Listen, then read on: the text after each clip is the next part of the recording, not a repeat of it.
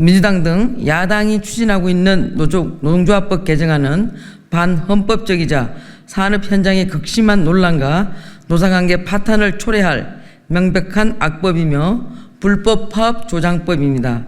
이러한 악법을 민주당과 야당은 지난 7월 16일 환경노동위원회 고용노동소위에서 여야 합의 없이 강행 처리하였고, 국민의힘이 신청한 안건조정위원회도 합의 없이 오늘 오후 2시 개최를 일방 통보했습니다. 노동조합법 개정은 오직 탄핵 마일리지 쌓기용 대통령 제2요구권을 유도하긴 입법일 뿐 대다수 산업 현장을 지키고 있는 노동자와의 근로조건과는 상관없는 강성노조 청부 입법일 뿐입니다. 이에 노동조합법 개정안에 대한 부당함과 산업 현장에 끼칠 악영향 등을 경제 6단체를 대표해서 한국경영자초용협회 이동근 상근 부회장님이 발표해 주시겠습니다. 예, 안녕하십니까. 경총회 이동근 부회장입니다. 노동조합법 개정 반대 경제 6단체 공동성명을 발표하겠습니다.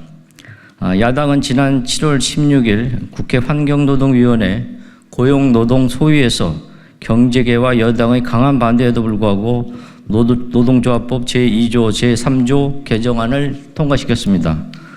그동안 경제계는 개정안이 통과될 경우 노사관계가 돌이킬 수 없는 파탄에 이르고 우리 기업들이 정상적으로 사업을 영위할 수 없음을 수차례 호소한 바 있습니다. 그럼에도 야당이 경제계의 의견을 무시하고 법안 처리를 강행하는 상황에 참담한 심정입니다. 이에 경쟁회는 절박한 심정으로 이 자리에 모였고, 다음과 같은 이유로 노동조합법 개정안의 입법 중단을 강력하게 요청합니다. 첫째, 개정안은 사용자 범위를 무분별하게 확대하고 있어 죄형 법정주의 명확성 원칙에 위배되고 법적 안정성을 침해합니다. 개정안은 근로조건에 대하여 실질적이고 구체적으로 지배 결정할 수 있는 지위라는 모호하고 추상적인 개념으로 사용자의 범위를 확대하고 있습니다. 현재 대법원은 단체 교섭 상대방으로서의 사용자를 근로자와 명시적 또는 묵시적으로 근로계약 관계에 있는 자로 판단하고 있는 한편, 개정안에 따른 사용자의 범위는 근로계약 관계 존재 유무와 무관하고 판단기관의 주관이 개입될 수 있어서 객관적인 기준이라고 볼 수 없습니다. 특히 노동조합법상 사용자에 대한 다수의 형사처벌이 존재하는 상황에서 추상적이고 객관적이지 않은 사용자 지위 기준은 죄형 법정주의 명확성 원칙에 위배되고 법적 안정성을 침해합니다. 더욱이 노동규제에 따른 사법 리스크를 가장 두려워하는 외국인 투자기업들이 어떠한 노동조합과 단체 교섭을 해야 하는지도 모르는 상황에서 단체 교섭 거부로 형사처벌을 받게 된다면 외투기업들은 국내 시장을 떠날 것입니다. 둘째, 개정안은 불법 쟁의 행위에 대한 손해배상 청구권을 제한해서 불법 파업을 조장하고 확산시킬 것입니다.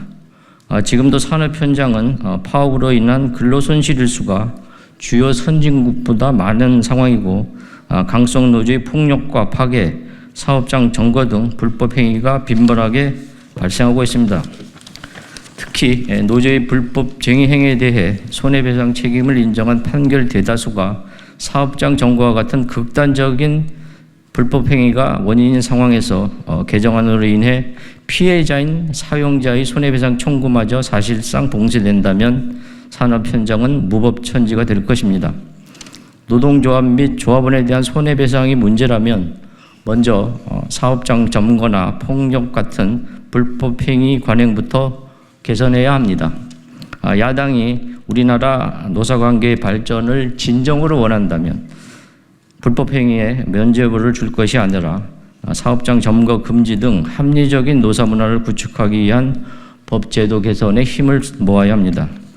지금까지 말씀드린 바와 같이 노조법 개정안은 노사관계를 파탄에 이르게 함은 물론 우리가 지난 수십 년 동안 쌓아온 노사관계 법률 체계를 뒤흔들어서 전체 근로자와 미래 세대의 일자리까지 위협하는 악법입니다. 국회가 노동조합법 개정안의 입법 추진을 중단할 것을 다시 한번 강력하게 요청합니다. 그렇게 되어야 최소한 이 나라의 기업과 경제가 무너지는 것을 막을 수 있습니다. 2024년 7월 18일 경제 6단체 일동.